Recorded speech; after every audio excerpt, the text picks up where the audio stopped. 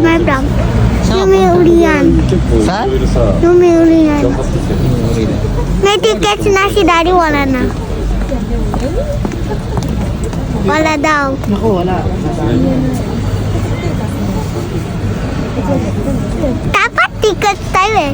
Dapat tickets tayo eh.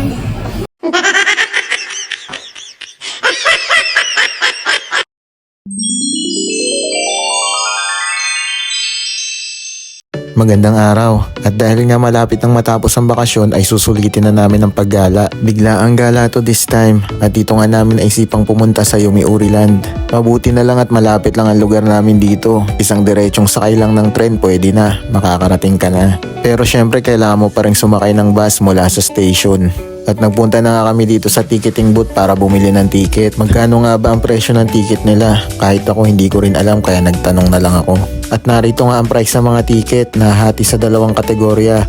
Isang admission lang at isang ride all you can or yung one day pass. Pagkatapos ay tinanong din ako kung dala ko ba yung residence card ko kasi meron din daw discount. Pagkatapos nito ay dumiretso na kami sa loob at ito nga ang bubungad sa amin kaya nag family picture na agad kami. Sa entrance pa lang ng park ay ganito na ang makikita mo. Sari-sari yung mga rides tapos punong-puno ng ilaw. Kapag bumaba ka naman sa hagdan na to ay ganito naman ang view.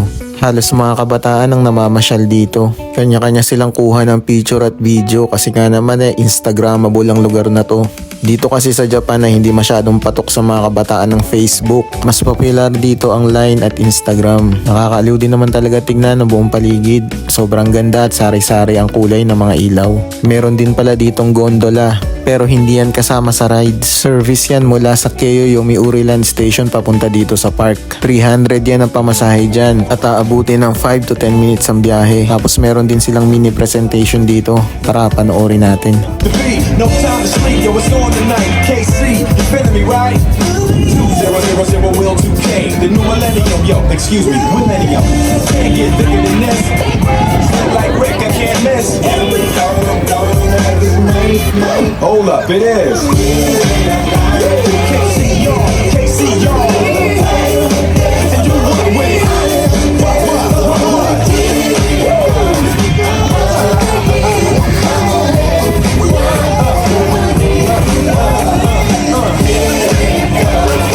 Ano sa palagay nyo mga lods? Astig ba sumayaw mga Japanese? Kasi wala akong idea, hindi kasi ako marunong sumayaw. At pagkatapos nga ng panonood ng sayaw ay pumunta kami dito sa parang mini food court. Kahit dito punong-puno pa rin ang ilaw. At humanap na nga kami ng pwesto na pwede naming tambayan. Sobrang lamig din ng panahon. Kaya kung pupunta kayo dito ay dapat handa kayo sa mga suot nyo. Medyo bundok na kasi tong lugar na to kaya naman ang lamig talaga ng simoy ng hangin. Mahal din pala ang mga bilihin dito kaya nagdala na kami ng sarili namin pagkain na binili namin sa labas. After namin kumain ay nilibot-libot pa namin ang lugar. Talaga namang wala na yatang katapusan yung mga ilaw na nakikita ko. Kahit saan ka naman kasi lumingon ay punong-puno talaga ng ilaw. Ito yung illumination na masasabi mong sulit talaga. Sa tuwing papasok ang winter season dito sa Japan ay nauuso talaga yung mga illumination. Naging kultura na ng mga Japanese ang ganitong klase ng pasyalan dito sa Japan. Bawat lugar sa bansa ay mayroong iba't ibang klase at tema ng illumination. Nagpapakita lang kung gaano ka-creative ang utak ng mga Japanese. Bukod sa mga ilaw ay mayroon ding mga rides dito sa Yomiuri Land. Takot lang talaga sa mga rides ang aking panganay na anak kaya hindi na kami kumuha ng ticket na ride all you can. Pero kung mahilig ka talaga sa mga rides ay mag-e-enjoy ka rin dito. Marami kang pwedeng pagpilian na attractions. Meron pang bata at meron din pang matanda. Itong UFO akala ko noodle factory pero rides din pala. Tapos may pambatang rides na umiikot sa itaas. Tapos sa ibaba naman ay meron tubig. Tapos merong cup noodles na para naging bangka at naging rides din. Tapos sa taas naman ay meron takure at hindi ko na alam paano ko pa i-explain yan dahil hindi ko alam kung anong tawag dyan. Tapos meron din ditong robot na pangalan ay Sira. At pagkagaling nga namin sa mga rides na yan ay nag-ikot-ikot pa ulit kami. Dito kami sa Yomiuri yan. Tapos gone sa tayo sa 9. Tapos Patuloy lang kami sa paglalakad at bawat puntahan nga namin ay may kanya-kanyang estilo at disenyo ng mga ilaw. Pero ito talaga ang the best. Tunnel siya na daanan tapos pinalibutan ng ilaw. Dahil sa dami ng mga nagtitake ng videos at pictures ay halos wala ka ng madaanan. Pero hindi na rin namin pinalagpas ang pagkakataon na to. Sumingit na rin kami at nagtake ng pictures para may remembrance. At pagkatapos ay napadpad naman kami dito sa Dancing Tree Illumination. Sumasabay sa tugtog yung mga ilaw na nasa puno. Sakura tree ito na nilagyan nila ng mga ilaw. Sobrang popular din ng spot na to para sa mga namamasyal kaya naman sobrang dami ng tao. At pagkatapos nga dito ay dumiretso na kami sa fountain show na nagsisimula na pala.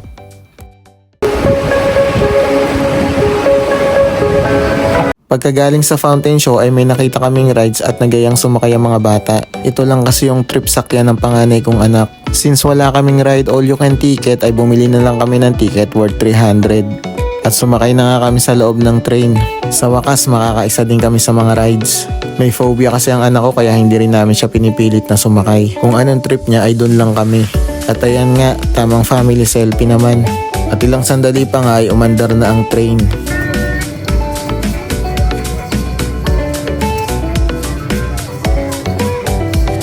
At yun na nga ang final na pinuntahan namin at ito, naglalakad na kami pa uwi.